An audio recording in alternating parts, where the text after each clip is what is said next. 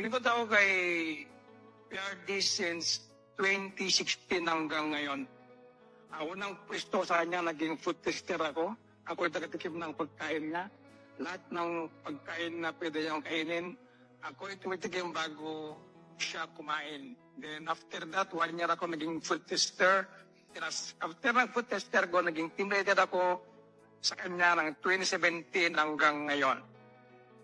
Ang best memory ko na hindi ko kalimutan sa buong buhay ko, yung kaharap ko siya sa pagkainan, na siya mismo yung mag-offer sa akin ng pagkain. At sabi niya, kasi ang ulam namin ay sugpo. Ang sabi niya sa akin, huwag ka nang magkutsara, kamayin mo na yan, gayahin mo ako. So, parang ginawa niya akong anak. So, hindi ko yung makalimutan sa buong buhay ko. Kasi isang presidente, kaharap mo sa pagkainan.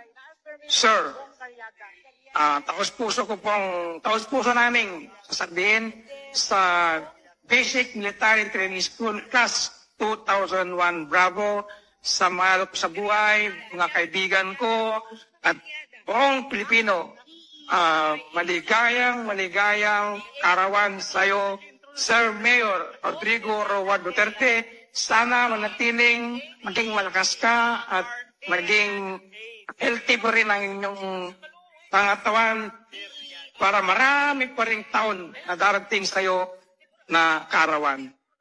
It's not our intention. You have to kill me to bring me to him. It's not our intention, sir.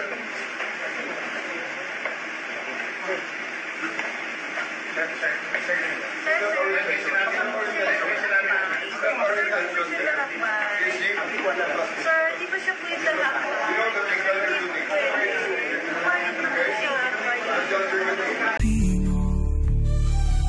Labanan ng kasamaan, ipaglaban ang layawan mo. Tatay Digong, bayaning Pilipino, lider na handang sumugod sa harap ng kalaban mo. Dugot pawis, ipaglaban ang ating kalayaan.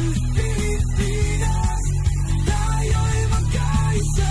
Maninindigan, di kami papayag, di kami tatahimik sa aming bayan. Kami ang huhusga, hindi ang mga dayuhan. Kayong nagbenta ng bansa, humanda.